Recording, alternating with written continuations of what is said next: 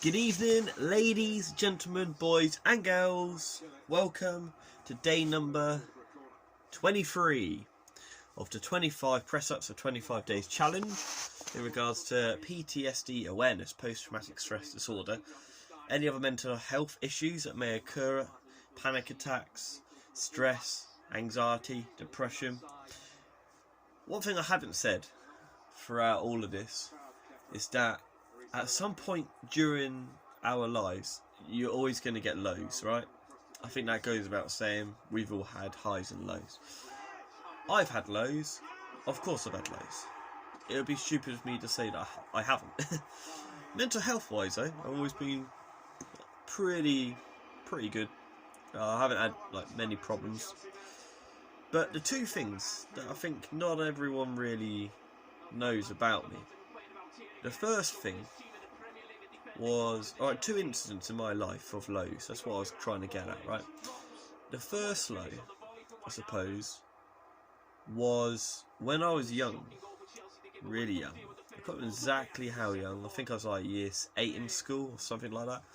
I got hit by a car, and that was only just the road where I live now, right?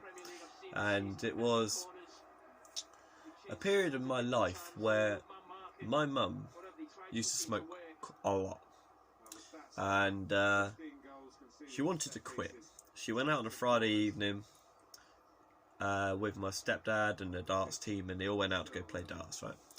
And I went out, got hit by a car, and put in a recovery position, and so forth, you know. My mum got the call while she was out. They rushed back as soon as they could and basically told that I was going to hospital and things like that. As you know, when you get hit by a car, it's kind of bad, yeah.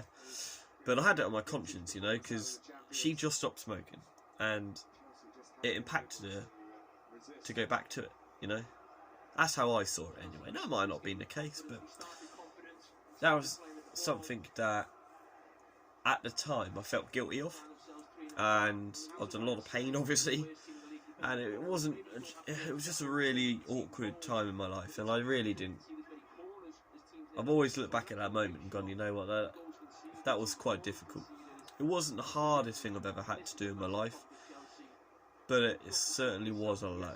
So, you know. But the other thing I was going to mention, I can't remember how old I was. I'm not entirely sure. I think I was 18 or something like that. I could be wrong, but it was in that area, right? One Wednesday evening, in the winter, it was dark. I was walking back from football training. We used to practice my football team at Winton School of all places, because it was too cold, wet and windy to practice anywhere else, you know. So we'd done it indoors. And I got back to the bottom of Galahad Close. I was nearly home, right, because I live in Galahad. And as I was going home, these two people, two people walked past me, but one person nudged me on my shoulder. And as I don't know what that was, I turned around. I think it was a natural reaction to do. He then asked if I had a light. I don't smoke, and I told him that. He then asked, well, what did I have in my pocket? And the only thing I had in my pocket at the time, well, two things, was A, my wallet, and B, my mobile phone. And at that stage, I knew something was happening, right? Obviously. It was kind of a weird thing to ask, and I just turned around and I was going to start walking. But as they were asking me about what was in my pocket, they were approaching me very quickly. And it was at that stage where I was caught up in something that I shouldn't ever have needed to. Well, I shouldn't have ever been in that situation. And I had a guy behind me, a guy in front of me. Tall guy about my height. And as I was planning my escape, because I was going to run, I was going to leg it, get out of that situation, right? I turned around and I got her straight to the face. Down on the ground like a sack of potatoes. And I remember just like being in shock. I didn't get up straight away. And them shouting at me to get up, get up, get up. And at that time I was like, right, bolt. But I've just finished football training. Hour and a half of it, 2 hours, whatever. I was shattered. Back then I was very, very quick. And I could have outrun them easily. But I just couldn't get away from them. And that was it really. They stole the stuff. I gave them what they wanted. And they legged it. I then went knocking on a door, asked for help. And thankfully they did. They helped me. They done what they had to do. Not the first door, they didn't answer. Second door, Gail answered it. Her mum helped me, called an ambulance. And I was on the way to hospital. That was very difficult. That's probably the hardest moment of my life, was that, getting mugged. I never got over it. I've never got over that. I don't think I ever will. But I don't class it as a traumatic experience, even though it is, in some cases, you know. Because I always think, okay, it could have been a lot worse, right? I look at it in hindsight of saying, you hear about people getting shot, getting stabbed, and things of that nature. I got a punch to the face. Worst case, I got a punch to the case. I lost a wallet and a phone. They can be replaced. All these things can be replaced. I can heal from it. It was just, it can be a frightening world.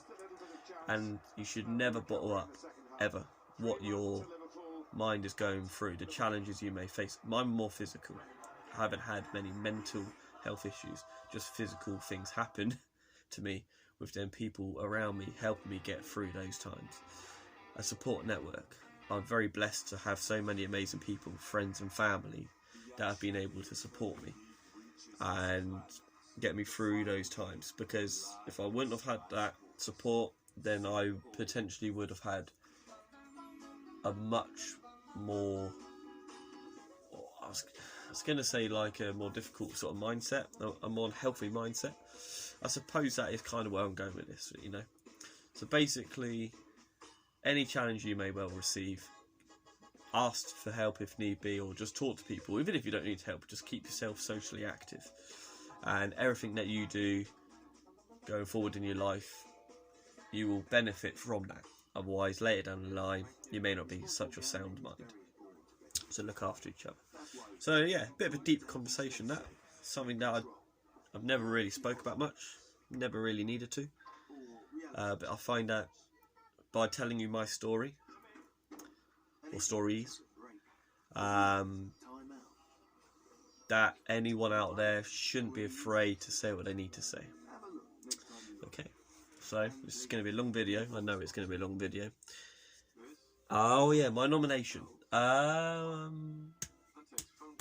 haven't even given it any thought. But I did say a few videos ago I was going to balance out with more females over males because it's been more male dominated. So I'm going to nominate Chelsea Head. It's your time to shine. Show me what you can do. I know you'll smash it. Of course you will. Right, let's sort this out. Hang on. The camera's a little tilted. Alright. God, it's going on 10 minutes, this. Who are we going to think, what the hell? Alright. Up the hammers!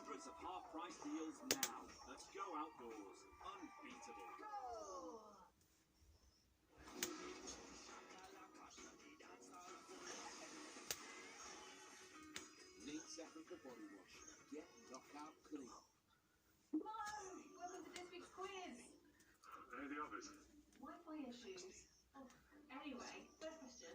Which estate agent offers virtual and in-home valuations? Who won a Gold FIFA award for customer service? Which estate agent? No. Get yourself through challenges. Push yourself and be the best that you want to be. Be anything you want to be. Peace and love to you all. Bye for now.